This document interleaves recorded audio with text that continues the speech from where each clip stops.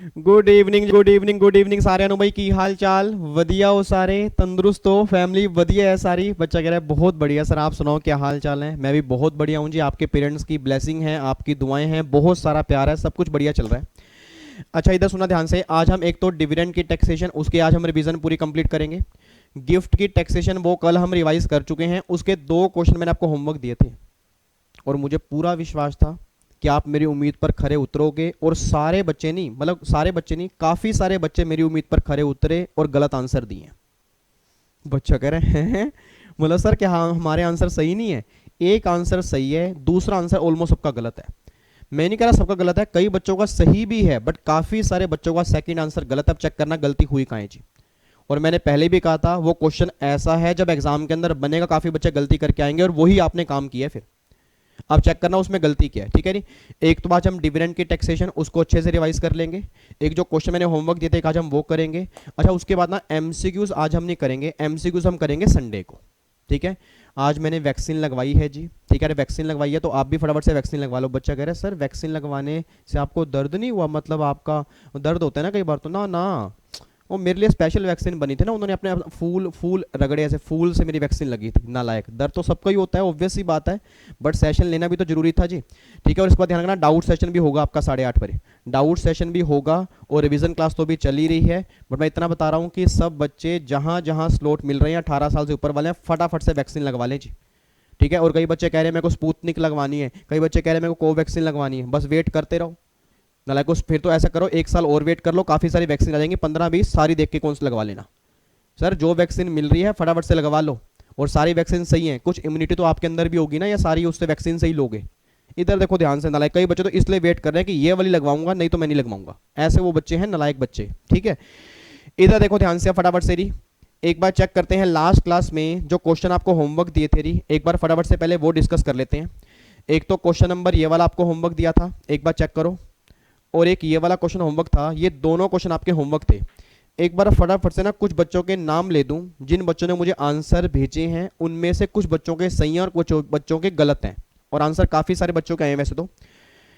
प्रखर, उसके बाद ये अंशु, जसप्रीत, अमन सिंह, तनीषा, शिवांशु, उसके बाद जी अदिति, स्नेह, पलक, निशिकांत, भावना, शालू, उसके बाद जी हेमंत, तन्वी, शुभम, अंजू। बच्चा कह रहा है इन सबके सही हैं, नहीं कुछ बच्चों के सही हैं कुछ बच्चों के गलत हैं।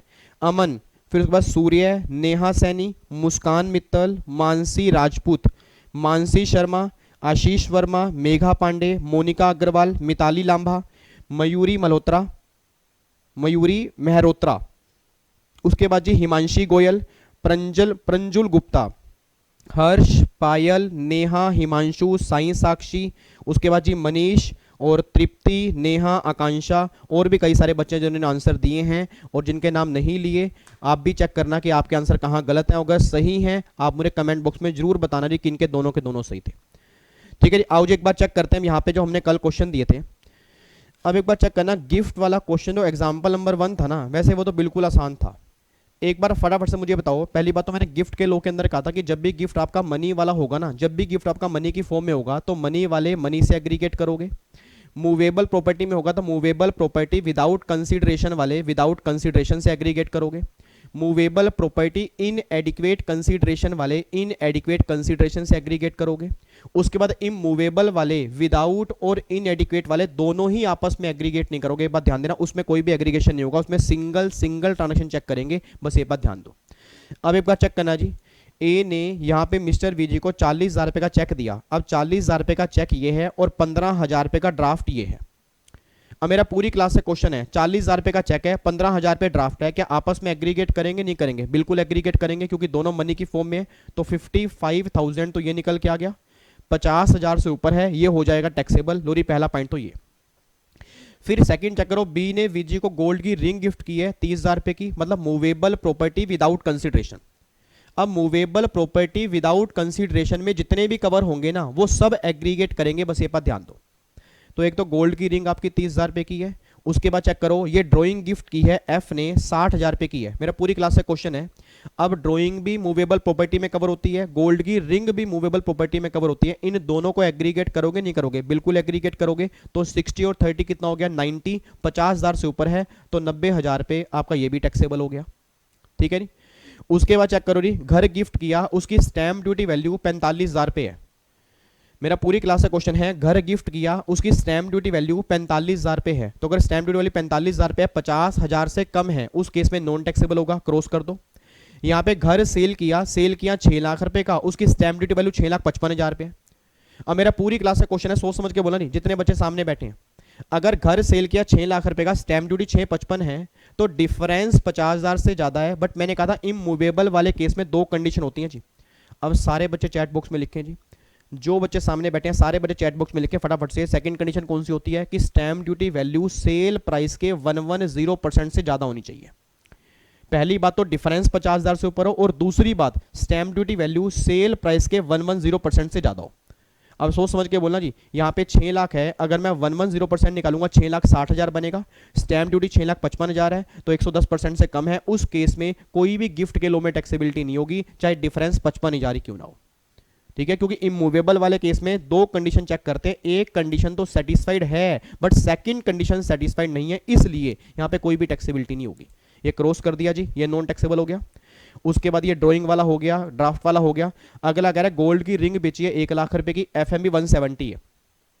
आपने बोल दो जी, अगर गोल्ड की रिंग 1 लाख रुपए की बेची है, एफएमबी 170 है, डिफरेंस कितना आ गया? 70,000 रुपए। 50,000 से ऊपर है तो 70,000 पे आपका ये टैक्सेबल हो जाएगा।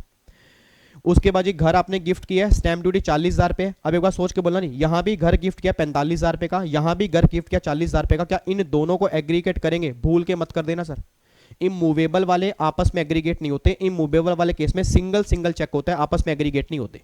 तो इसको एग्रीगेट नहीं करना, ये भी क्रॉस मार दो। और ये वॉच है, वॉच तो एसेट में ही कवर नहीं होती, वॉच प्रॉपर्टी में ही कवर नहीं होती, उस केस में गिफ्ट का लो लगेगा ही नहीं। तो अगर मैं इन सबको एग्रीगेट करूंगा तो एग्रीगेट कितना आएगा? 55,000, 90,000, 70,000, तो 2,15,000 जो होगा ये टैक्सेबल होगा जी रिसीवर के हाथ में गिफ्ट के लो में। अब बताओ किन किन का सही था जी, जल्दी बताओ चैट बॉक्स में किन किन बच्चों का ये आंसर सही था। मेरे ख्याल से ऑलमोस्ट बच्चों का सही होना चाहिए जी। ठीक है जी, अगर ये आंसर सही है इट मींस गिफ्ट के लो में भी कोई दिक्कत नहीं है। ठीक है, अब सबसे मेन जो है ना, सबसे मेन जो है वो एग्जाम्पल नंबर 2 है। अब एक बार एग्जाम्पल नंबर 2 पे आना सर, एक बार एग्जाम्पल नंबर 2 पे आओ। एक्स ने वाई को बिल्डिंग सेल की है, वाई ने जेड को बिल्डिंग सेल की है, जेड ने पी को बिल्डिंग सेल की है। अब मेरा पूरी क्लास का क्वेश्चन है, सोच समझ के बोलना। अब अगर एक्स ने वाई को बिल्डिंग सेल की है, सेल की है 5 लाख रुपए की, स्टैंप ड्यूटी 5,40,000 रुपए है, सोच समझ के बोलना जी। अब अगर स्टैंप ड्यूटी 5,40 रुपए है तो सेलर के हाथ में सेल प्राइस जो बनेगा वो 5 लाख बनेगा या 5,40 बनेगा? पहली बात तो ये सोच के बताओ, सेलर के हाथ में सेल प्राइस क्या बनेगा? 5 लाख बनेगा या 5,40 बनेगा? सर कैपिटल गेन की रिवीजन क्लास में साफ साफ कहा था कि स्टैंप ड्यूटी वैल्यू अगर सेल प्राइस के 110% से ज्यादा होगी उस केस में स्टैंप ड्यूटी सेल प्राइस बनेगा, नहीं तो नहीं बनेगा। और यहाँ पे सेल प्राइस कितना है? 5 लाख है, उसका 110% कितना हो गया? 5,50,000 हो गया। ये 5,40,000 रुपए 110% से कम है, और अगर 110% से कम होगी उस केस में एक्चुअल सेल प्राइस ही मेरा सेल प्राइस बनेगा, बस ये पर ध्यान देना। तो सेल प्राइस मेरा कितना बनेगा? 5 लाख। कॉस्ट मेरी कितनी है? 2 लाख रुपए है, तो 3 लाख रुपए कैपिटल गेन आ गया एक्स के हाथ में। पहला आंसर तो ये आ गया जी, एक्स के हाथ में 3 लाख रुपए कैपिटल गेन आ गया, इसमें कोई दिक्कत तो नहीं है। मैं दोबारा बोल दूं, कई नालायक बच्चे कह रहे यार ये समझ नहीं आ रहा, यहाँ तो stamp duty value sale price बनता है ना। दूसरा बच्चा कह रहा है तूने कैपिटल गेन की रिवीजन क्लास सर के अटेंड नहीं की क्या? उसमें सर ने साफ साफ कहा था अगर स्टैम्प ड्यूटी सेल प्राइस के 110% से ज्यादा होगी उस केस में स्टैम्प ड्यूटी सेल प्राइस लेना पड़ेगा। यहाँ तो 110% से कम है, और अगर 110% से कम है उस केस में एक्चुअल सेल प्राइस बनेगा, तो मतलब 5 लाख बनेगा। 2 लाख रुपए कॉस्ट है, तो 3 लाख रुपए कैपिटल गेन निकल के आ गया। ये हमारा काम हो गया जी। फिर अगर आगे वाई जेड को बेचेगा, अब सोच समझ के बोलना। अब अगर आगे वाई जेड को बेचेगा, अब सोच समझ के बोलना, अगर वाई जेड को बेचेगा 9 लाख रुपए का सेल कर रहा है, स्टैम्प ड्यूटी वैल्यू 10,20,000 पे है, तो क्या ये stamp duty value sale price के 110% से ज्यादा है या नहीं है? मेरा पूरी क्लास का क्वेश्चन है, क्या ये stamp duty value sale price के 110% से ऊपर है या नहीं है? बिल्कुल है सर। अगर मैं 9 लाख रुपए का 110% निकालूंगा तो कितना आएगा? 9,90,000 पे आएगा। अगर मैं 9 लाख रुपए का 110% निकालूंगा 9,90,000 पे आएगा। स्टैम्प ड्यूटी 10,20,000 पे है, 110% से ज्यादा है, उस केस में सेल प्राइस जो बनेगा वो 10,20,000 बनेगा। अब यहाँ पे सेल प्राइस कितना बन गया, 10,20,000 बन गया, इसमें कोई दिक्कत तो नहीं है। बट सबसे बड़ा क्वेश्चन ये है कि वाई के हाथ में कॉस्ट क्या बनेगी।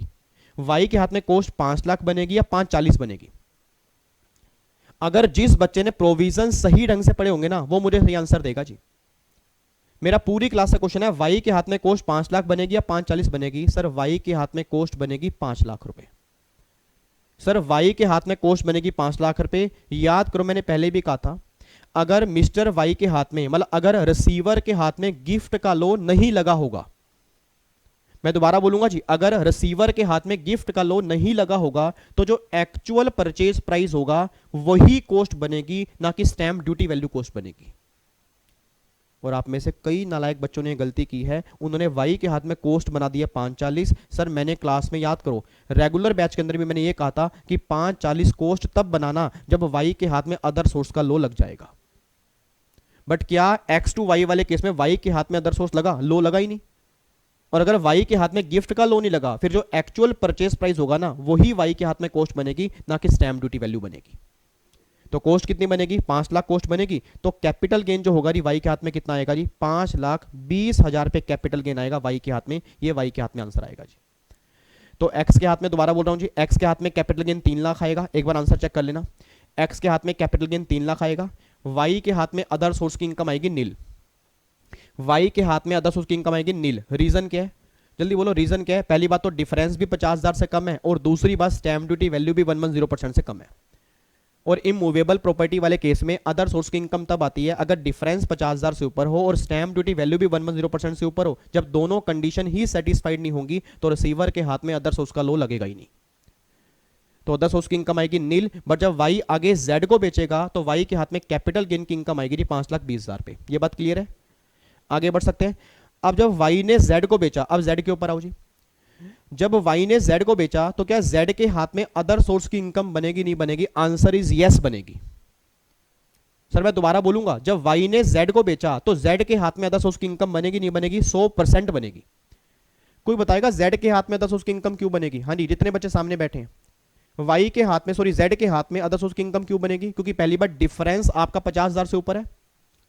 सर पहली बार डिफरेंस आपका 50,000 से ऊपर है और स्टैंप ड्यूटी वैल्यू भी 110% से ज्यादा है।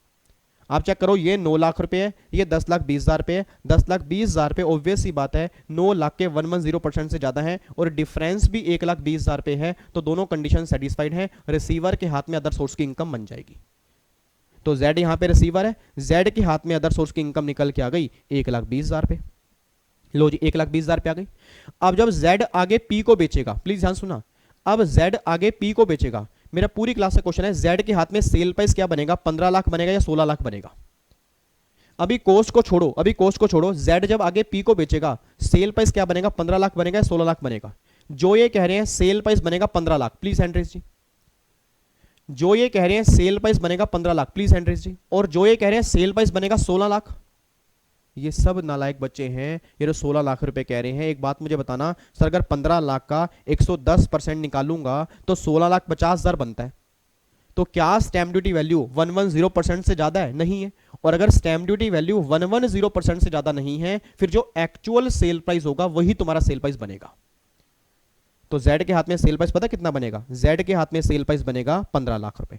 और जेड के हाथ में कॉस्ट कितनी बनेगी? अब आप गलती करोगे जी, अब जेड के हाथ में कॉस्ट कितनी बनेगी? सोच समझ के बोलना, जेड के हाथ में कॉस्ट 9 लाख बनेगी या 10,20,000 बनेगी? अब जेड के हाथ में जो कॉस्ट बनेगी ना, वो 10,20,000 बनेगी मेरे बच्चों, यहां पे 9 लाख नहीं बनेगी।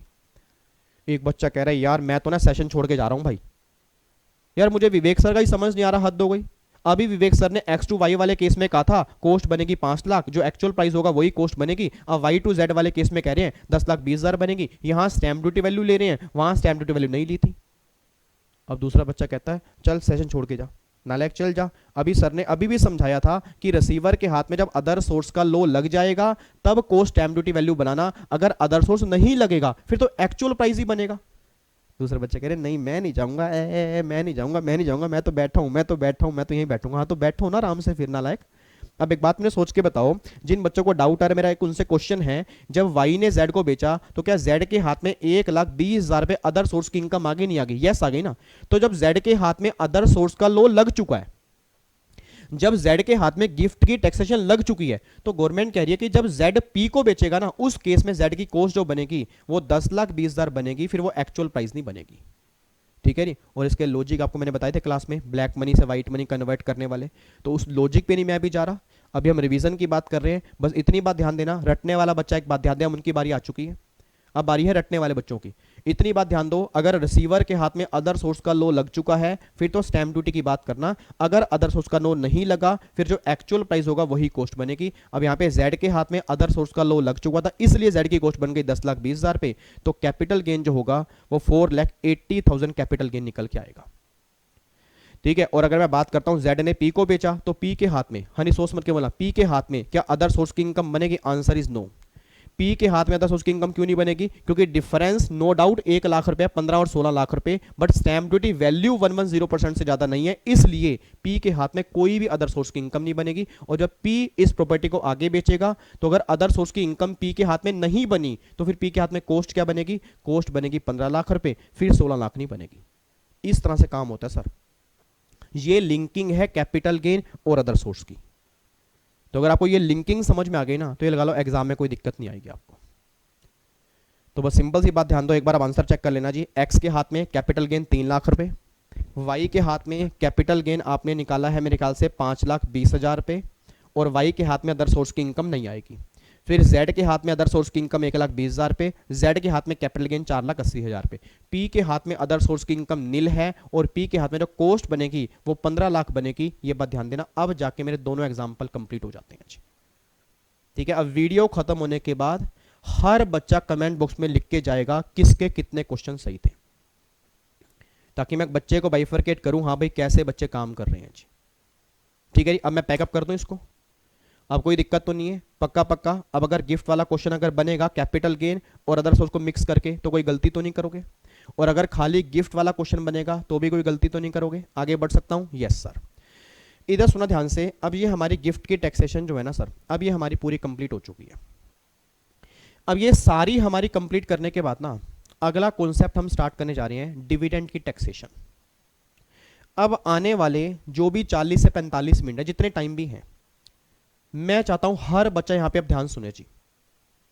और सर मैं ध्यान रखना,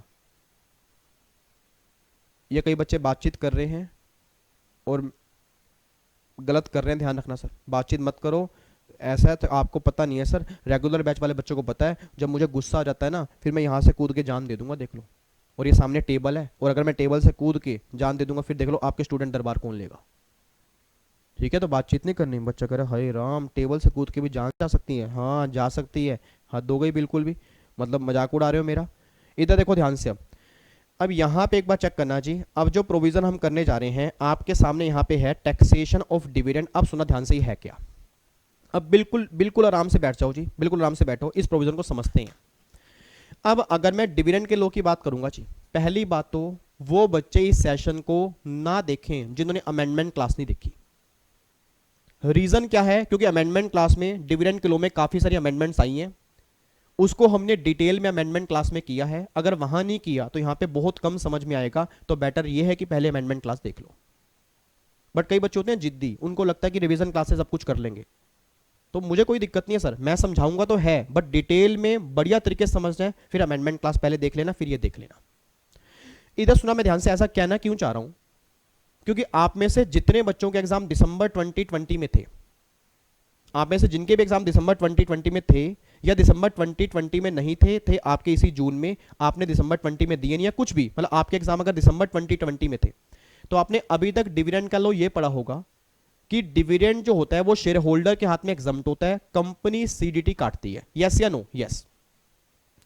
जिन बच्चों ने अमेंडमेंट क्लास नहीं देखी उनको पुराना लो यही पता होगा कि कंपनी सीडीटी काटती थी और शेयर होल्डर के हाथ में एग्जम्प्ट होता था, सेक्शन नंबर 1034। ऐसे अगर म्यूचुअल फंड की यूनिट्स होती हैं, उस यूनिट्स पे जो भी इनकम मिलती है वो इनकम एग्जम्प्ट होती है 1035 में, कंपनी टैक्स पे कर देती है। अब ये दोनों प्रोविजन ही खत्म हो चुके हैं, ये बात ध्यान देना। मतलब अगर मैं अब जून के एग्जाम की बात करता हूं, जून में तो है नहीं, मे बी आपके एग्जाम अगस्त में होंगे, जुलाई में भी चांसेस कम है, आपके एग्जाम अगस्त के फर्स्ट वीक में तैयार हो जाएंगे। अपनी बेल्टें बांध लो जी, अपनी पेटियां बांध लो, अब आपके एग्जाम 100% आने वाले हैं, जबरदस्त तरीके से आने वाले हैं।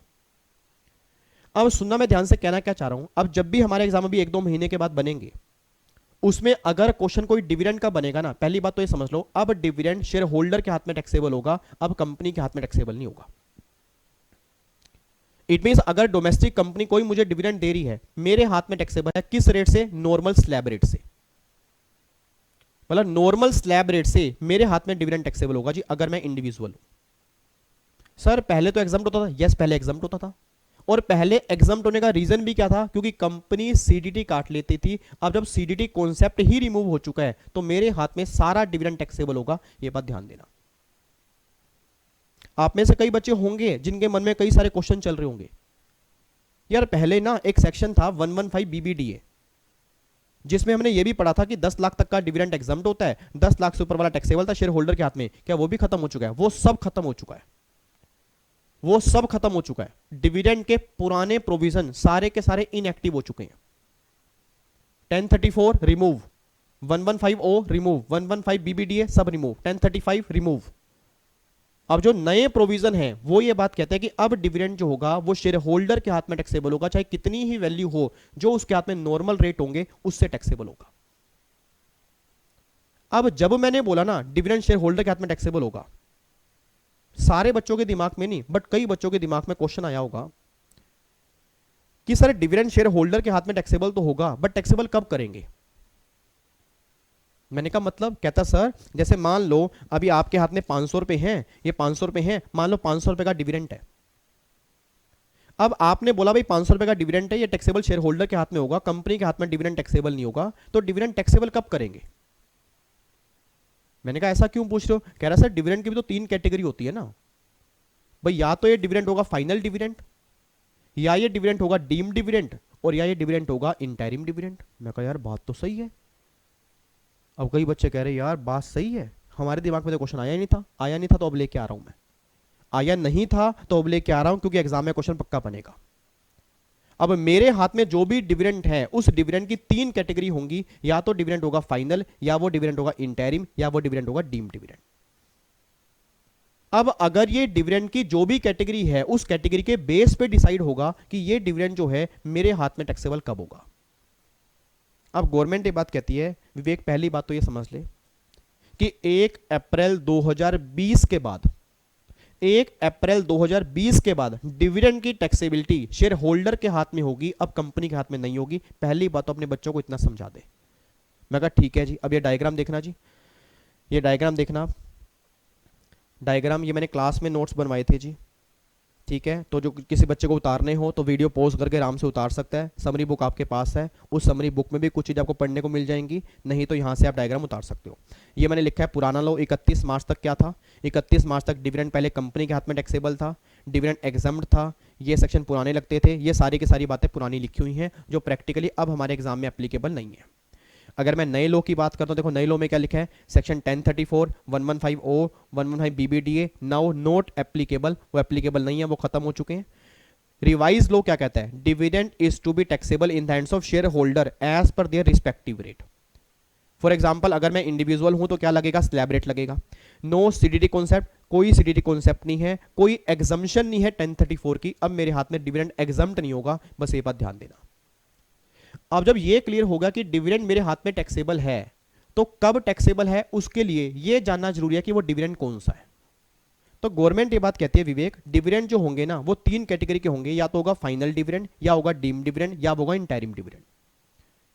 अब फाइनल डिविडेंड जो होगा ना वो टैक्सेबल कब होगा, जिस ईयर में डिक्लेयर होगा उस ईयर में वो टैक्सेबल होगा। सर आपको पता होगा फाइनल डिविडेंड जो होता है ना वो एजीएम में डिक्लेयर होता है। हेलो, फाइनल डिविडेंड जो होता है वो एजीएम में डिक्लेयर होता है। तो जब फाइनल डिविडेंड डिक्लेयर होगा, जिस ईयर में भी होगा ना डिक्लेयर, उस ईयर में टैक्सेबल होगा, चाहे रिसीव उस साल हुआ हो या ना हुआ हो। सर अगर मान लो डिक्लेयर हुआ, फॉर एग्जांपल आज हमारी 28 मई है, आज हमारी 28 मई है, अगर आज मान लो डिविडेंड डिक्लेयर कर दिया और मिला 2 महीने के बाद, तो टैक्सेबिलिटी मे के अकॉर्डिंग करेंगे, आंसर इज यस। इवन अगर डिक्लेयर मेरा 1 अप्रैल से पहले होता और रिसीव मुझे इस साल में होता, तो सर पहले टैक्सेबिलिटी क्या थी, एग्जम्प्ट, उसको हम एग्जम्प्ट कर देते। सर मतलब कहना क्या चाह रहे हो, मैं कहना ये चाह रहा हूं आपके एग्जाम में एग्जामिनर ने कंफ्यूज करने के लिए क्वेश्चन डाल दिया। उसने क्वेश्चन क्या डाल दिया जी सारे बच्चों के क्वेश्चन पेपर में, उससे क्वेश्चन डाल दिया, फाइनल डिविडेंड है, फाइनल डिविडेंड डिक्लेयर हुआ 28 मार्च 2020 को और ये डिविडेंड रिसीव हुआ 1 जून 2020 को। बच्चा कह रहा है हाय राम, ये तो बिल्कुल सिंपल क्वेश्चन आ गया, फ्री के नंबर मिल रहे हैं, 1 जून को डिविडेंड रिसीव हुआ है, नया लो लगेगा, डिविडेंड हमारे हाथ में टैक्सेबल है, कंपनी के हाथ में एग्जम्प्ट है। वो कुछ नालायक बच्चे समझ ही नहीं पाए कि फाइनल डिविडेंड की बात कर रहा है। और फाइनल डिविडेंड रिसीव बेस पे टैक्सेबल नहीं होता, फाइनल डिविडेंड जो होता है वो डिक्लेयर बेस पे टैक्सेबल होता है। अब सोच के बोला डिक्लेयर कब हुआ था, 28 मार्च। अब अगर डिक्लेयर वो 28 मार्च को हुआ, उस टाइम पुराना लो एप्लीकेबल था, पुराने लो में डिविडेंड जो था वो शेयर होल्डर के हाथ में एग्जम्प्ट था।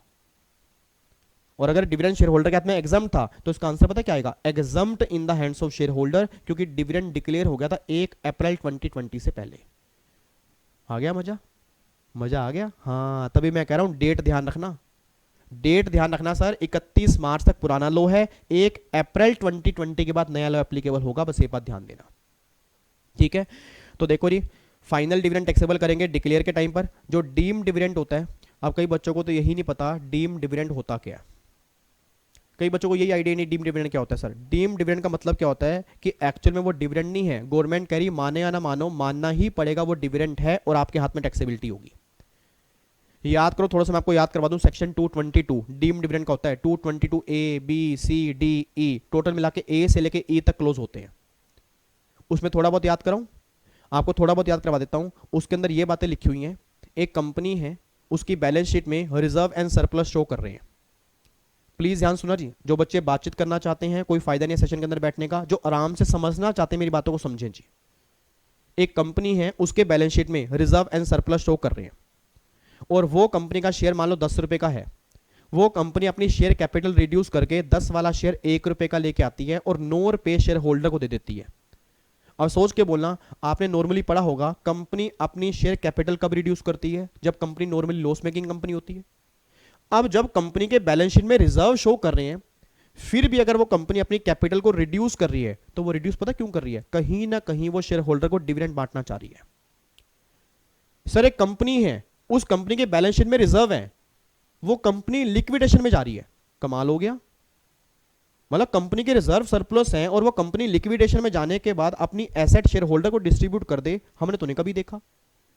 और अगर कोई कंपनी ऐसा काम कर रही है, रिजर्व सरप्लस होने के बावजूद भी अगर लिक्विडेशन में जाके एसेट डिस्ट्रीब्यूट कर रही है, तो वो कहीं ना कहीं दिखाने में एसेट डिस्ट्रीब्यूट कर रही है, बट वो डिविडेंड ही बांट रही है।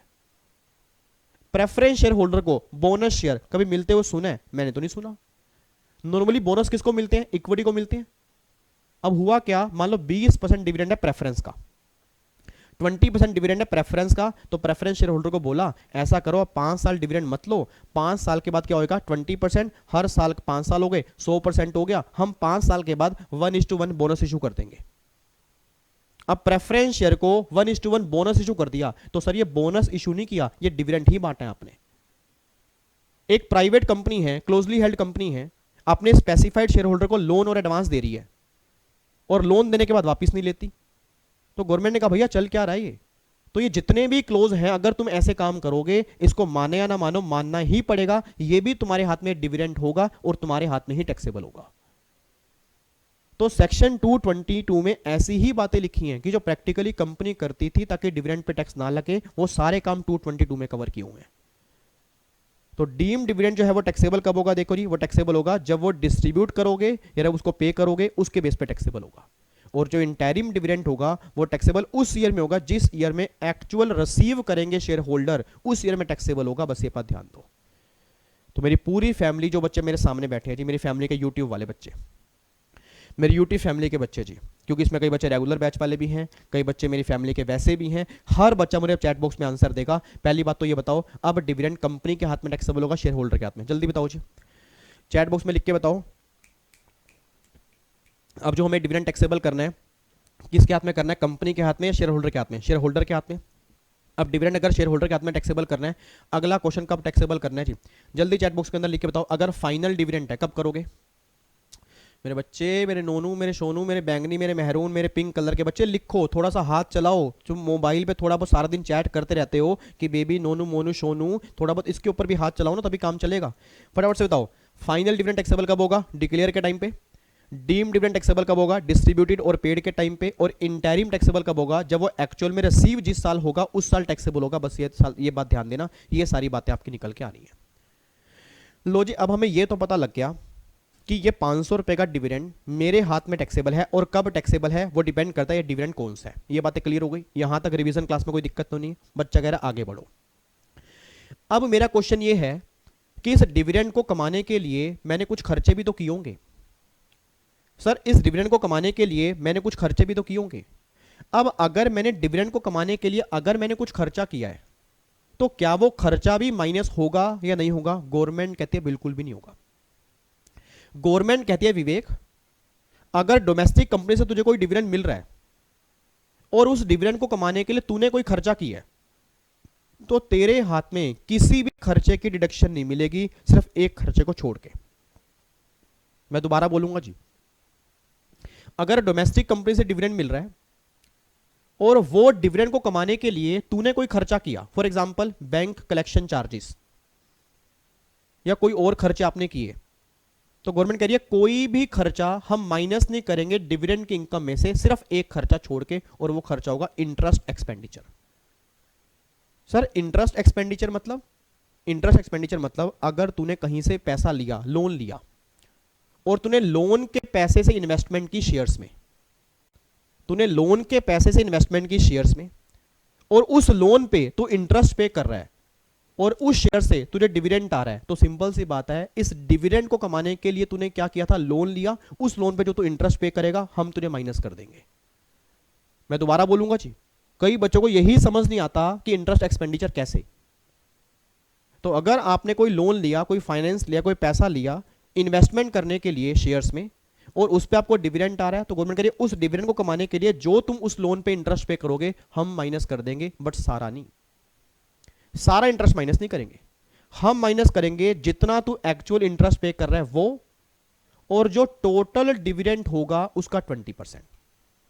सर एक मिनट एक मिनट एक मिनट एक मिनट, आराम सर, आराम से आराम से। ये पता है कौन से बच्चे कह रहे हैं आराम से? ये नालायक वही बच्चे हैं जो अमेंडमेंट क्लास बिना देखे यहाँ पे आ गए, आज मैया का जगराता, आज मैया का जगराता, वो दर्शन पाएंगे, आएगी शेरों वाली माता, वो ये करने के लिए आ गए नालायक। जैसे छोले पूड़ी का प्रसाद मिलेगा, अभी सत्संग खत्म होने वाला, विवेक बाबा जी का ढोल की चिमटा लेके आए हैं, चलो पहाड़ों पर, चलो पहाड़ों पर चलते हैं।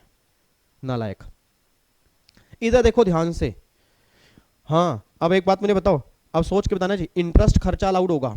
इंटरेस्ट खर्चा कितना अलाउड होगा? जितना भी आप इंटरेस्ट पे करोगे वो, और जो डिविडेंड आपका टोटल है उसका 20%, विच एवर इज लेस। आपको मैं दिखाता हूं जी, इधर देखो, ये बात हमने अमेंडमेंट क्लास में विद एग्जांपल्स की थी, विद एग्जांपल। आपको मैं थोड़ा सा यहाँ पे दिखा दूं, ये देखो जी, यहाँ पे क्या लिखा हुआ है जी। अब पहली बात तो ये देखो, आप टैक्सेबल डिविडेंड कैसे निकालते हो? कैसे लिखोगे? How to compute taxable dividend in the hands of shareholder. सबसे पहले टोटल डिविडेंड माइनस माइनस क्या करोगे? इंटरेस्ट एक्सपेंडिचर माइनस करोगे, फिर आएगा डिविडेंड आफ्टर इंटरेस्ट एक्सपेंडिचर, फिर एक 80M की डिडक्शन होती है।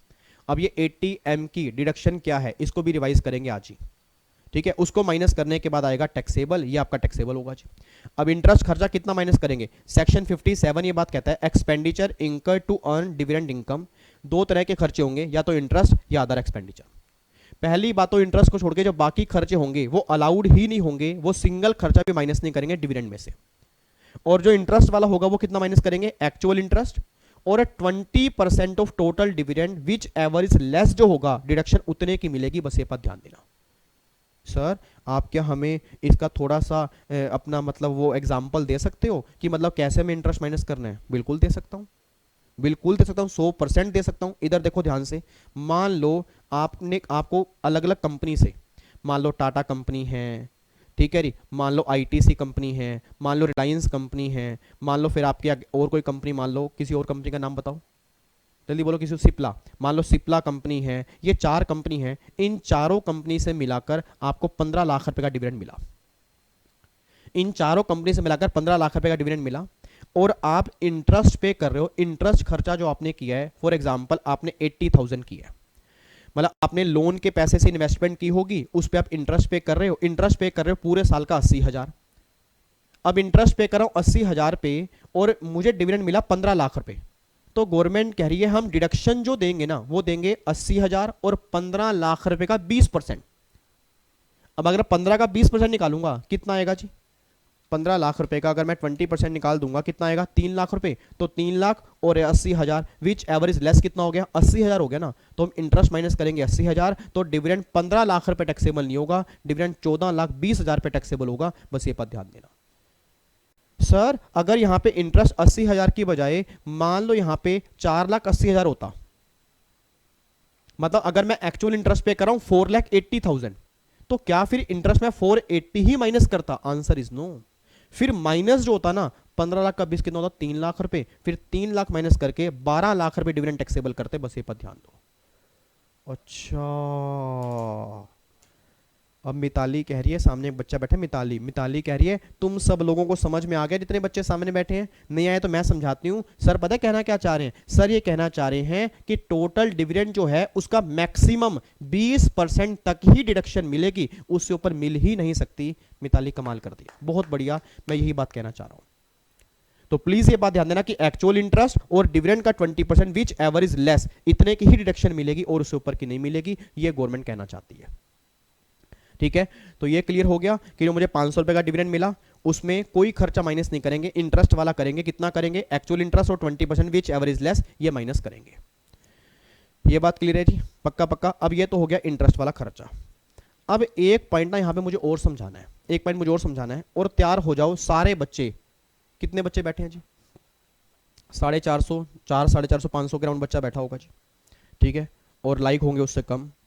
और आजकल 4-5 बच्चे, 5-6 बच्चे हैं जो डिसलाइक कर रहे हैं, उनको पता नहीं किस बात का गुस्सा है मेरे से। ठीक है, मैं बताओ क्या करूं सर?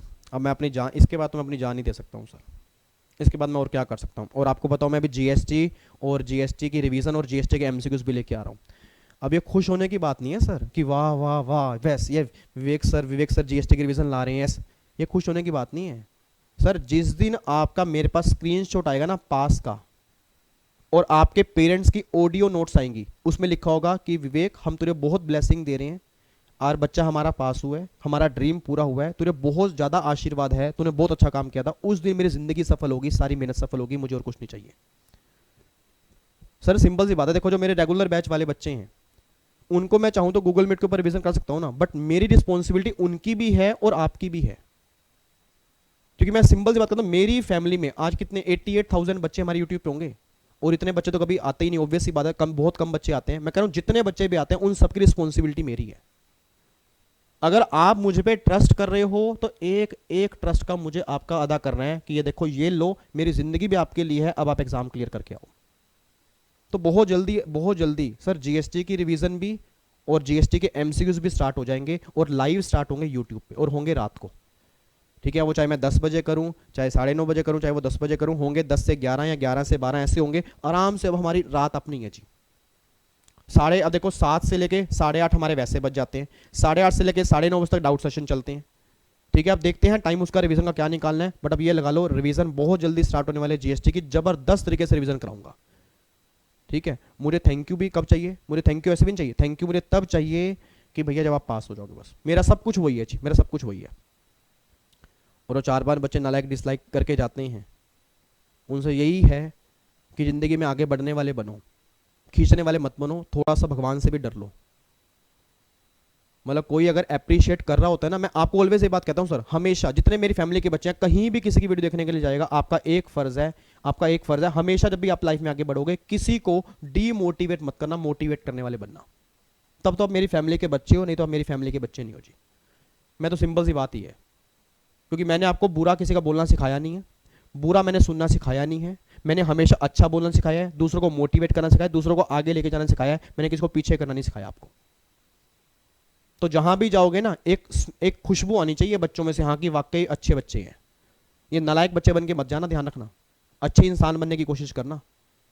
ठीक है, इधर सुना ध्यान से प्लीज, देखो जब यहाँ पे अब प्लीज ध्यान सुना मैं कहना क्या चाह रहा हूं। अब ये तो हो गया इंटरेस्ट की डिडक्शन कितनी माइनस करेंगे, अब प्लीज बातचीत नहीं।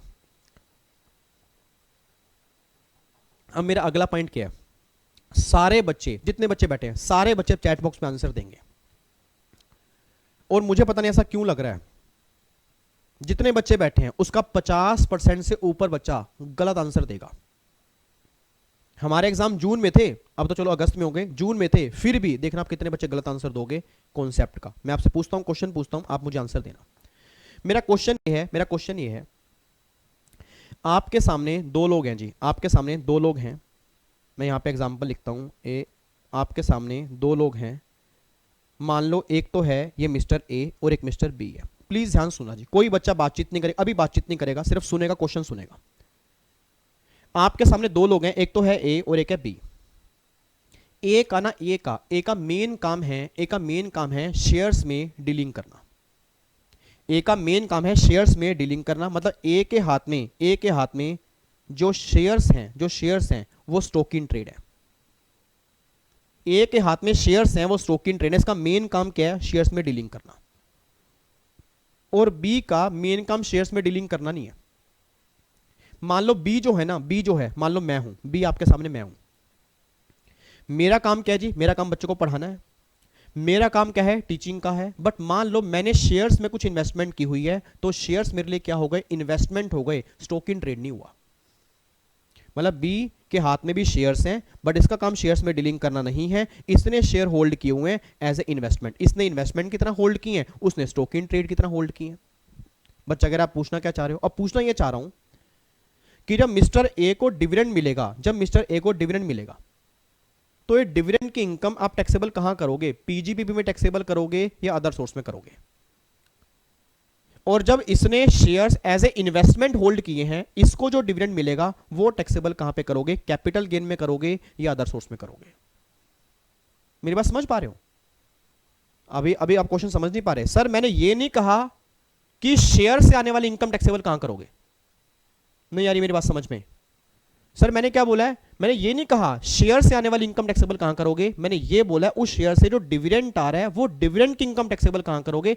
अगर एक केस में शेयर्स मेरे हाथ में स्टॉक इन ट्रेड है, दूसरे केस में शेयर्स मेरे हाथ में इन्वेस्टमेंट है। हाँ नहीं, जो ये कह रहे हैं, एक ही बात करते हैं पहले वाले केस की, जो ये कह रहे हैं सर अगर आपने शेयर होल्ड किए स्टॉक इन ट्रेड की तरह, उसका डिविडेंड जो है वो टैक्सेबल होगा पीजीपीपी के अंदर। प्लीज एंट्रेंस जी जल्दी रे, पीजीपी के अंदर जो कह रहे हैं पीजीपी के अंदर, जल्दी बोलो फटाफट से। वेरी गुड वेरी गुड, लगे रहो इंडिया, लगे रहो इंडिया, लगे रहो।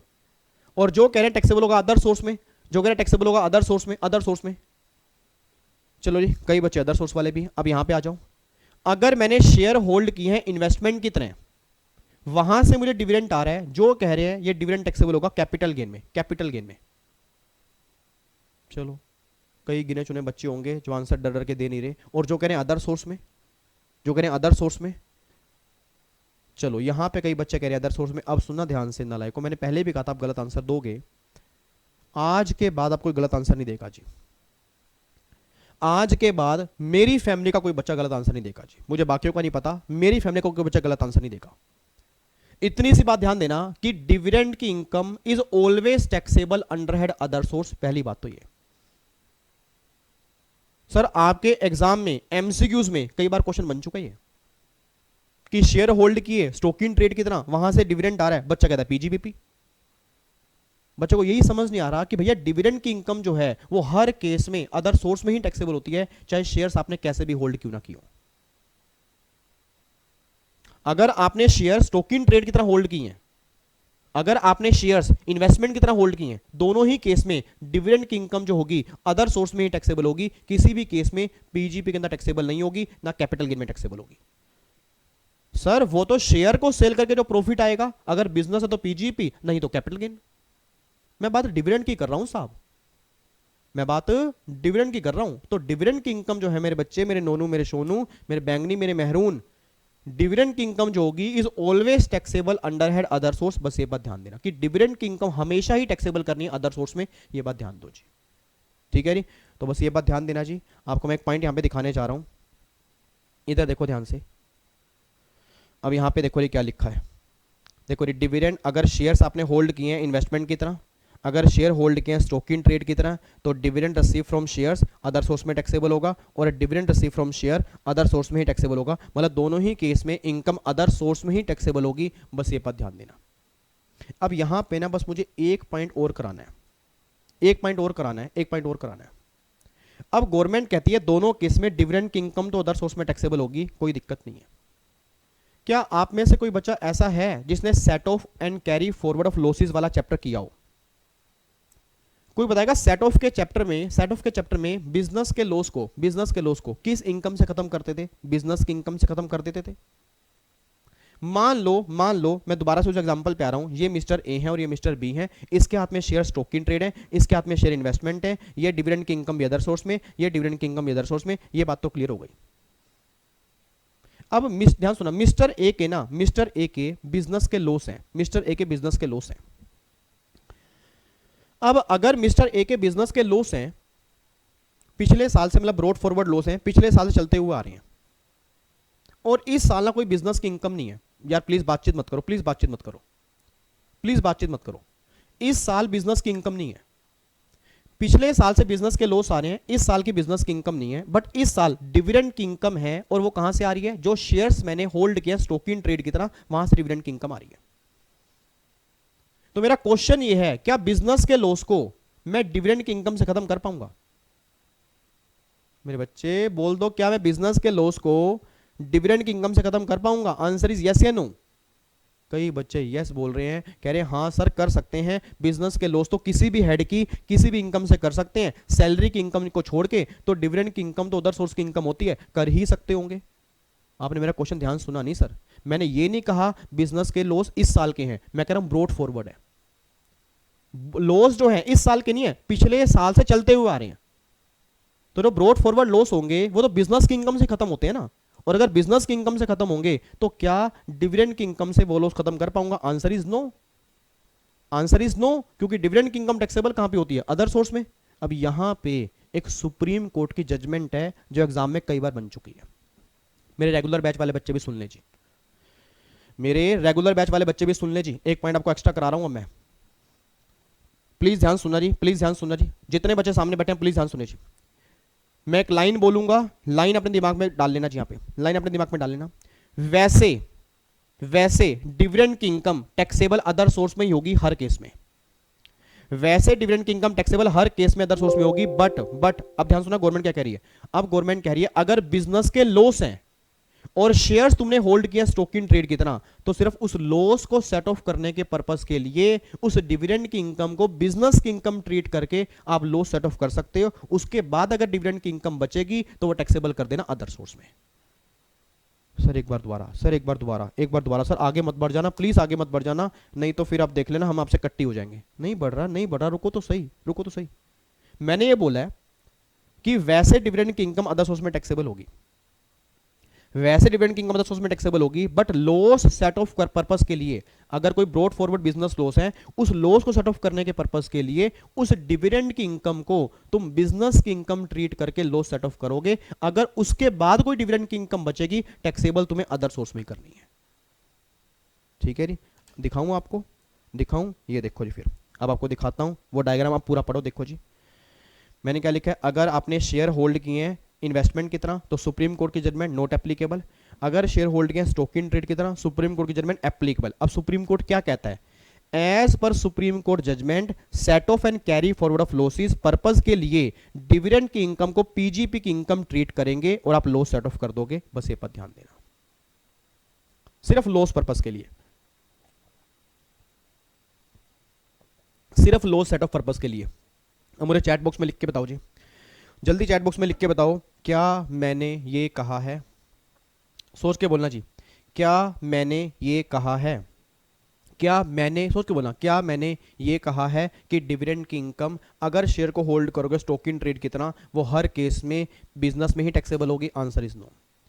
सर मैंने ये कहा है, मैं दोबारा बोल रहा हूं, मैंने ये कहा है कि डिविडेंड की इनकम जो है हर केस में अदर सोर्स में ही टैक्सेबल होगी, बट अगर कोई ब्रॉड फॉरवर्ड बिजनेस लॉस है, उस लॉस को सेट ऑफ करने के पर्पस के लिए अगर शेयर आपने होल्ड किए स्टॉक इन ट्रेड की तरह, उस डिविडेंड की इनकम को बिजनेस की इनकम मान के आप खत्म कर सकते हो, बट जो बैलेंस डिविडेंड की इनकम बचेगी वो टैक्सेबल आपने अदर सोर्स में ही करनी है। तो अब खुद सोच रहे हो, लोगों को लग रहा है डिविडेंड के लॉ में चेंज ही नहीं आया। उनको पता क्या लग रहा है, कई लोगों को तो ये लग रहा है कि डिविडेंड की इनकम में तो एक लाइन ही तो है, बस एक लाइन ही तो है कि डिविडेंड की इनकम शेयर होल्डर के हाथ में टैक्सेबल है, पुराना लो खत्म हो चुका है। आप देख लो क्या हुआ जी, आपके सामने पूरा लो है। अब ठीक है, इंटरेस्ट की डिडक्शन माइनस करनी पड़ेगी, ये सुप्रीम कोर्ट की जजमेंट देखनी पड़ेगी। उसके बाद अब एक लास्ट सेक्शन करवाने जा रहा हूं डिविडेंड वाले केस में, सेक्शन 80M की डिडक्शन। इधर देखो ध्यान से, अब सेक्शन 80M की डिडक्शन भी देख लेते हैं जी आपके सामने। सेक्शन 80M कहां पे है?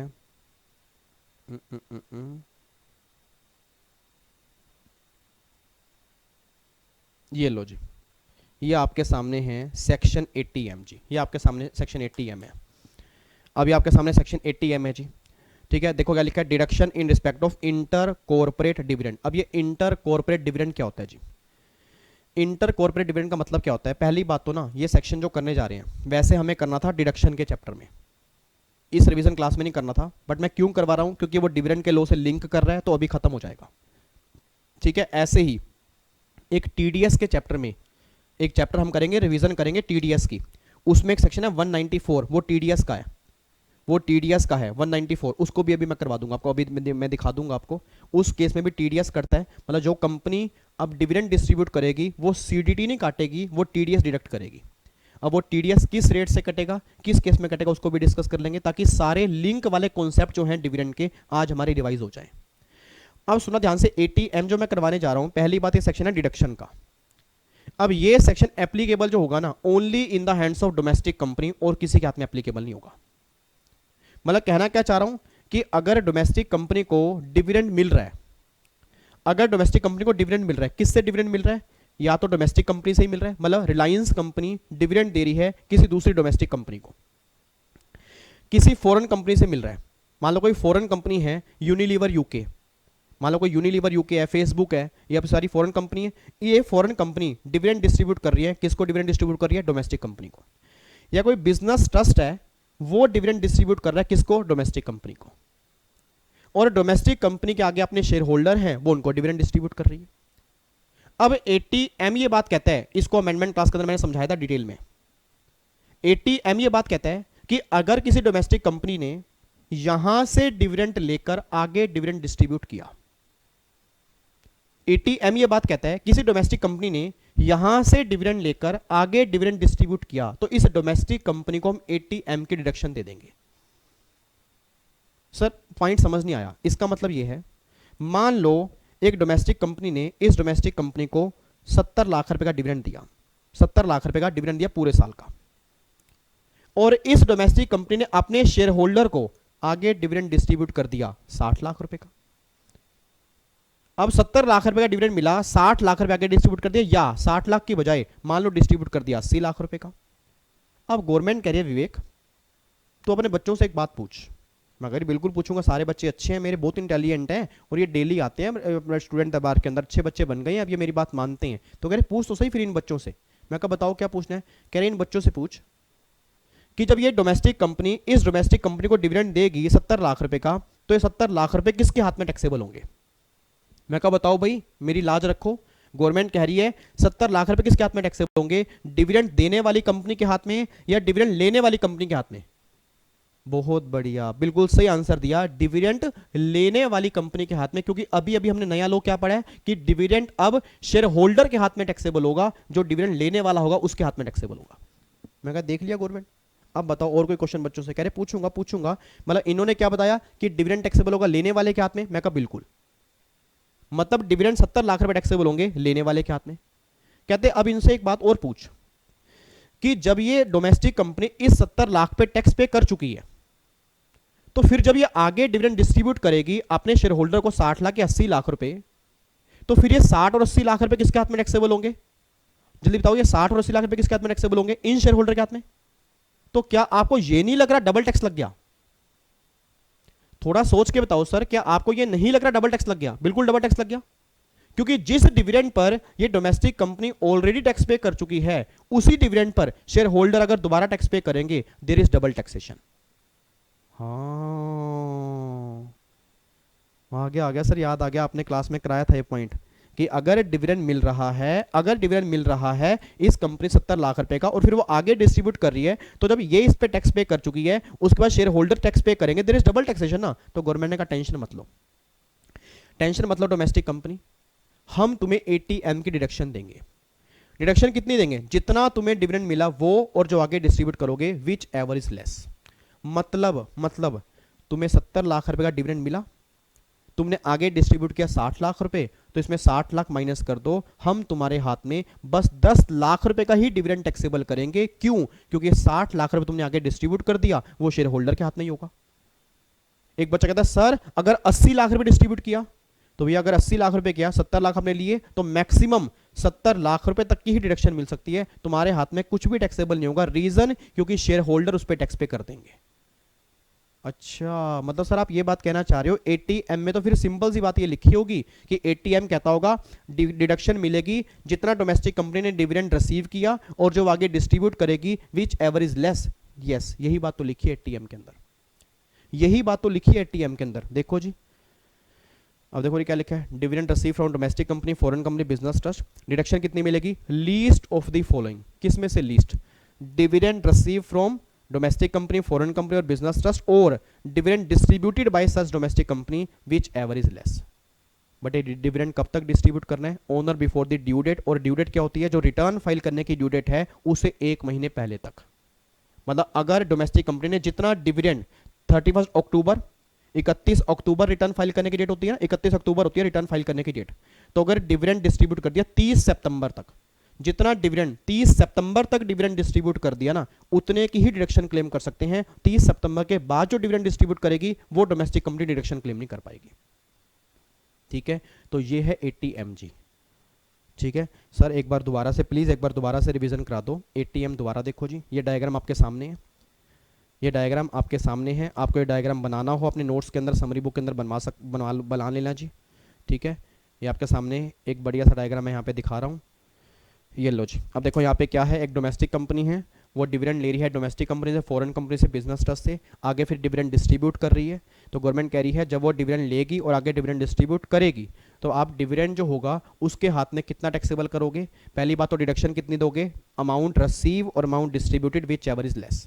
जो भी लेस होगा वो जितना उसको डिविडेंड मिला उसमें से माइनस करके बैलेंस टैक्सेबल हो जाएगा। ऑब्वियस सी बात है, अगर डिविडेंड रिसीव ज़्यादा है, मतलब यहाँ पे अपने डिविडेंड रिसीव ज़्यादा है, डिस्ट्रीब्यूटेड कम है, तो भैया फिर इसकी एक डिडक्शन मिलेगी। अगर डिविडेंड रिसीव कम है, डिस्ट्रीब्यूटेड ज़्यादा है, तो मैक्सिमम फिर जो रिसीव किया होगा उतने की ही डिडक्शन मिल सकती है। एटीएम बस ये कहता है जी। ठीक है, तो ये आपका सेक्शन है एटीएम। अब यहाँ पे ये इसको आप लिख सकते हो, ये नोटिंग आपके सामने है जी, कितनी डिडक्शन डोमेस्टिक कंपनी को मिलेगी, ये आपके सामने है जी। ठीक है जी, कोई दिक्कत तो नहीं है। तो ये आपका सेक्शन है जी एटीएम डिविडेंड वाले केस में। ठीक है, अब एक लास्ट पॉइंट हमारा यहाँ पे है टीडीएस का, कि टीडीएस देख लो जी। अब टीडीएस कॉन्सेप्ट तो पता है आपको कितना है? 194 में टीडीएस किस रेट से कटता है? 10% से कटता है जी। अगर आपको बताओ टीडीएस का रेट जो है वो 10% है। अगर कोई डोमेस्टिक कंपनी किसी रेजिडेंट को डिविडेंड डिस्ट्रीब्यूट कर रही है, तो अब ये टीडीएस काटेगी एट द रेट 10% से। बस ये बात ध्यान देना जी। ठीक है, एट द रेट 10। ये ना वैसे मैं टीडीएस के रिवीजन क्लास के अंदर भी आपको बताऊंगा, वहां पर भी डिस्कस करूंगा। इवन डिडक्शन जो एटीएम है उसको भी थोड़ा बहुत हम डिडक्शन की रिवीजन क्लास के अंदर भी डिस्कस करेंगे। बट आज मैंने क्यों करा दिया? क्योंकि आपस में इंटरलिंक है। तो ये डिविडेंड का लॉस ऐसे ना फैला हुआ है पूरे इनकम टैक्स में। अब देखो जी, पूरी क्लास जो बच्चे मेरे सामने बैठे हैं, पूरी क्लास जो बच्चे मेरे सामने बैठे हैं, 2 मिनट सीधे होके बैठ जाएं और पूरे डिविडेंड का लोना सिर्फ 2 मिनट के अंदर रिवाइज करवा दें। इसको फिर हम पैकअप करेंगे, फिर हम करेंगे एमसीक्यू संडे को, ताकि हमारा अदर सोर्स पूरा पैकअप हो जाए। उसमें गिफ्ट वाले एमसीक्यूज भी होंगे और डिविडेंड वाले भी होंगे और बाकी छोटे मोटे भी होंगे जी। ठीक है, ये हमारा कंप्लीट हो गया। अच्छा, एक पॉइंट और रह गया जी, एक पॉइंट मेरा और रह गया। एक पॉइंट ये ध्यान देना जी, जो मैंने कहा था कंपनसेशन पे इंटरेस्ट मिलता है, याद करो जो आपका कंपनसेशन होता है ओरिजिनल है चाहे इनहेंस है, अगर उस पर इंटरेस्ट मिलता है तो ये बात ध्यान देना कि इंटरेस्ट जो मिलता है ना कंपनसेशन पे, वो पूरा टैक्सेबल नहीं होता। 50% की उसमें डिडक्शन मिलती है। याद करो क्लास में हमने डिस्कस किया था। तो याद करो, तो 7 लाख रुपए का इंटरेस्ट मिला तो टैक्सेबल 3.5 लाख करना, 7 लाख मत करना। मतलब जो इंटरेस्ट मिलेगा वो टैक्सेबल 50% होगा, 50 की मिलेगी डिडक्शन। ऐसे ही फैमिली पेंशन वाले केस में याद करो, अगर फैमिली को पेंशन मिलती है तो वो पेंशन टैक्सेबल कहां पे होगी? अदर सोर्स में, बट सारी नहीं। डिडक्शन कितनी मिलेगी? जितनी फैमिली पेंशन मिल रही है उसका 1/3, मतलब जो फैमिली पेंशन मिली उसका 1/3, और 15,000 विच एवर इज लेस जो होगी इतने की डिडक्शन मिलेगी और बाकी फैमिली पेंशन टैक्सेबल हो जाएगी। सर मतलब कहना क्या चाह रहे हो? मतलब ये कहना चाह रहा हूँ, मान लो एग्जाम में क्वेश्चन आ गया कि 90,000 रुपये की फैमिली पेंशन मिली है। अब 90,000 का 1/3 कितना हो गया? 30,000 पे, 30,000 और 15,000, विच एवरेज लेस क्या बन गया? 15,000। तो 90,000 में से 15,000 की डिडक्शन मिलने के बाद 75,000 जो फैमिली पेंशन होगी वो टैक्सेबल होगी। ये बात ध्यान देना चाहिए, ठीक है? तो ये 2 पॉइंट आपको अदर सोर्स में और ध्यान देने हैं कि एक तो फैमिली पेंशन की डिडक्शन और एक इंटरेस्ट की डिडक्शन कितनी मिलती है? 50% जी, ठीक है? और इंटरेस्ट 20%। बच्चा कह रहा है अभी तो कहा था 20%, नालायक वो डिविडेंड वाले केस में है, ये है इंटरेस्ट ऑन कंपनसेशन। ऐसा नहीं है हर इंटरेस्ट को सेम लेके चलोगे, ये इंटरेस्ट ऑन कंपनसेशन है और वो इंटरेस्ट था जो आपने खर्चा इंकर किया है डिविडेंड को राइज करने के लिए, वो उसकी 20% थी, ठीक है? लो जी, अब डिविडेंड का लो फटाफट से 2 मिनट में रिवाइज कराओ जी जल्दी। यहां पे पूरी क्लास 5 मिनट लगा दे और मुझे रिवीजन करा दे, ठीक है? अब देख रहे हो कितनी स्वेटिंग हो रही है पूरी। आज सुबह से हमारे यहाँ पे लाइट नहीं आ रही और ये सामने 2000 वोट का बल्ब चल रहा है, पूरी गर्मी दे रहा है और गर्मी के आज मैं आनंद ले रहा हूँ। आज मैंने रेगुलर बैच भी रिकॉर्ड किए हैं भरी गर्मी के अंदर और आपका स्टूडेंट दरबार भी भरी गर्मी के अंदर चल रहा है, ठीक है? बट वही है कि सर ये बात ध्यान देना कि अगर अभी भी कोई बच्चा है नालायक, सामने कई बच्चे बातचीत कर रहे हैं, उनका मैं क्या करूं बताओ? अब क्या करूं? अगर मेरे सामने होते ना, ऐसे कान पकड़ के लेके आता छोटे भाई की तरह, चल इधर आओ बैठो, इधर आओ नालायक को, ऐसे करता मैं। चलो इधर सुनना ध्यान से, अब प्लीज़ ध्यान सुनना जी। अब एक बात मैंने सोच के बताओ जी, पूरी क्लास से मेरा क्वेश्चन है, डिविडेंड के लो की बात बताओ जी। डिविडेंड का लो पहली बार टैक्सेबल होगा शेयर होल्डर के हाथ में, अब कंपनी के हाथ में टैक्सेबल नहीं होगा। डिविडेंड कब टैक्स पे करना पड़ेगा वो डिपेंड करता है डिविडेंड कौन सा है। अगर फाइनल है तो डिक्लेयर के टाइम पर, अगर डीम्ड है तो डिस्ट्रीब्यूटेड और पेड के टाइम पर, और अगर आपका है इंटरिम तो फिर जब वो रिसीव होगा उस टाइम पे टैक्सेबल होगा। अब गवर्नमेंट कहती है सारा नहीं होगा, उसमें डिडक्शन माइनस होंगी, बट सारी नहीं, सिर्फ एक इंटरेस्ट वाली। कितनी माइनस होगी? जो एक्चुअल इंटरेस्ट पे करोगे वो, और टोटल डिविडेंड का 20% विच एवर इज लेस, वो डिडक्शन आपकी माइनस हो जाएगी। अब अगर आपने शेयर होल्ड किए हैं स्टॉक इन ट्रेड की तरह तो डिविडेंड मिल रहा है तो भी अदर सोर्स में टैक्सेबल है। अगर शेयर होल्ड किया इन्वेस्टमेंट की तरह तब डिविडेंड मिल रहा है तो भी अदर सोर्स में टैक्सेबल है। बट अगर शेयर होल्ड किया स्टॉक इन ट्रेड की तरह तो डिविडेंड की इनकम जो है वैसे वो टैक्सेबल अदर सोर्स में ही है, बट बिजनेस के लॉस सेट ऑफ करने के लिए उसको बिजनेस की इनकम ट्रीट करके आप लॉस अपना सेट ऑफ कर सकते हो। ये बात कंप्लीट हो गई। फिर मैंने कहा जी आपको डिविडेंड जो टैक्सेबल करना है शेयर होल्डर के हाथ में करना है, नॉर्मल स्लैब रेट से करना है। अच्छा एक बात और ध्यान देना, डिविडेंड की इनकम पे हाईएस्ट सरचार्ज रेट 15% लगेगा। ये बात मैंने पहले भी आपको बताई थी। वैसे सरचार्ज 25 और 37 वाला भी है, but long term capital gain 112 है, शॉर्ट टर्म कैपिटल गेन 111 है, और डिविडेंड की इनकम अगर इनकम 2 करोड़ से ऊपर भी होगी तो भी हाईएस्ट 15% ही सरचार्ज लगेगा डिविडेंड वाले केस में। बस ये बात ध्यान देना जी। पॉइंट ओके है, कोई दिक्कत तो नहीं है। फिर सेक्शन आ गया एटीएम, आपके सामने डायग्राम बना हुआ है जी। एटीएम में क्या लिखा है? अगर डोमेस्टिक कंपनी डिविडेंड ले रही है, आगे डिविडेंड डिस्ट्रीब्यूट कर रही है, तो उसको डिडक्शन मिलेगी कितने की? जितना वो डिविडेंड ले रही है और डिस्ट्रीब्यूट कर रही है, विच एवर इज लेस, इतने की डिडक्शन क्लेम करके बैलेंस जो डिविडेंड होगा उस कंपनी के हाथ में टैक्सेबल हो जाएगा। और अगर कोई डोमेस्टिक कंपनी अपने शेयर होल्डर को डिविडेंड डिस्ट्रीब्यूट करती है तो वो 10% से टीडीएस डिडक्ट करेगी। ये बात आप लोग ध्यान देना, ठीक है जी। अब मैं आपको एक बार थोड़ा सा यहाँ पर 1 मिनट रुको, कहाँ पे हैं? ये देखो जी, अभी आपकी बुक आपके सामने है, ये जो समरी बुक मैंने आपको दी हुई है, ठीक है? इसमें अगर आप अब डिविडेंड का लो देखोगे तो कहीं ना कहीं आपको मिल जाएगा। हाँ ये रहा, ये तो जो मैंने क्रॉस करा हुआ है ना, मतलब अब ये लो डिलीट हो चुका है जी, ध्यान रखना। अब ये लो ही डिलीट हो चुका है, ये पूरा लो ख़त्म हो चुका है। और यहाँ पे ये तो गिफ्ट का लो हो गया, ये तो गिफ्ट के लो का डायग्राम है। यहाँ पे जो समरी बुक आपके पास होगी, ये देखो ये रहा, ये देखो। अब यहाँ पे आप देख सकते हो जी अदर सोर्स का, ये रहा आपका 20% जो मैं कह रहा हूँ ना, देखो 20% का इंटरेस्ट रिडक्शन, ये मैंने अमेंडमेंट क्लास में डिटेल में कराया था सर। ये देखो एग्जाम्पल भी आपके सामने मैंने यहाँ पे दिया हुआ है, तो एग्जाम्पल भी आप अभी जो मैंने आपको दिया 28 मार्च को डिक्लेयर हुआ, फिर बाद में रिसीव हुआ। उसके बाद देखो 115 BBD है, ये क्या होगा? इनएक्टिव हो गया। 115 O ये भी क्या होगा? इनएक्टिव हो गया, मतलब सेक्शन खत्म हो चुके हैं। 115 R वो यूनिट्स वाला था, ये भी खत्म हो गया। अब नया देखो जी क्या है, यहाँ पे देखो डिविडेंड मिलेगा, और यहाँ पे अगर डिविडेंड मिलेगा तो उस केस में डिडक्शन मिलेगी जी, ठीक है? और इंटरेस्ट कटेगा 10, TDS कटेगा 10% से अगर डिविडेंड 5,000 से ऊपर का है।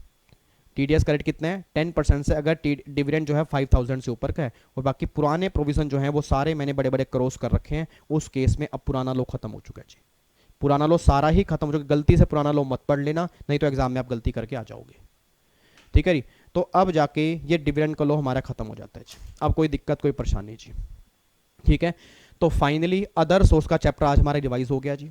अब कैपिटल गेन हो गया, अदर सोर्स हो गया, सैलरी हो गया, हाउस प्रॉपर्टी हो गया। अब मंडे से हम जर्नी स्टार्ट करेंगे पीजीपीपी की, ठीक है जी। अब 3 से 4 लेक्चर हमारे पीजीपी की रिवीजन के अंदर लगेंगे और फिर पीजीपी खत्म करने के बाद जो छोटे मोटे टॉपिक्स होंगे उसको भी फिर हम फटाफट से रिवाइज करेंगे। देन हमारा इनकम टैक्स। कई बच्चे कह रहे हैं मैराथन कब आएगी। ऐसा करता हूं, इन सारे स्टूडेंट दरबार को जोड़ देता हूं, 30-35 घंटे के बनेंगे, वही तो मैराथन है। मैराथन में होता क्या है, मैराथन में भी तो रिवीजन ही होती है सर। अब मैं ऐसा करूंगा सारे कंबाइन करके 35 घंटे की डाल दूंगा, देखते रहना। मतलब 20 घंटे की बजाय अगर विवेक सर 35 घंटे पढ़ा रहे हैं, बच्चा कह रहा है फिर भी मैराथन कब आएगी। कई बच्चों को तो ये लग रहा है स्टूडेंट दरबार में ना सत्संग चलता है, ढोल की चिमटा लेके आते हैं सारे बच्चे, सत्संग चलता है, कोई यहाँ कुछ चलता ही नहीं। नलायको रिवीजन ही चल रही है इनकम टैक्स की, मैराथन कब आएगी। कई बच्चे अभी मैराथन पूछ रहे हैं जी, ठीक है। चलो जी, बाकी जिन बच्चों के पास समरी बुक नहीं है जी, summary book VG study hub की मोबाइल एप्लीकेशन है, वहां पे जाओ। और कई बच्चों ने अभी तक रिव्यू नहीं दिया वहां पे, कितनी गलत बात है सर। रिव्यू आपका देना फर्ज है, वो ऐप तभी ऊपर आएगी, नहीं तो फिर कोई पता ही नहीं लगेगा वीजी स्टडी हब क्या है सर। और आप चाहते हो कि आपके भाई को कोई ना जाने, कम से कम आपका प्यार तो शो होना चाहिए ना कि हाँ ये देखो कि सर हमने अच्छे अच्छे रिव्यू दिए हैं, ठीक है। बाकी आपकी मर्जी है सर, जो आपका दिल बोलेगा वही आप करोगे। चलो बाकी मुलाकात करते हैं नेक्स्ट क्लास में संडे को एमसीक्यूज के साथ, बाकी 8:30 बजे डाउट सेशन के साथ। ओके जी, बाय बाय, टाटा, thank you so much, God bless you, जय हिंद, लव यू सो मच जी, बाय बाय, खुश रहो, मुस्कुराते रहो, बाय बाय जी, गॉड ब्लेस यू।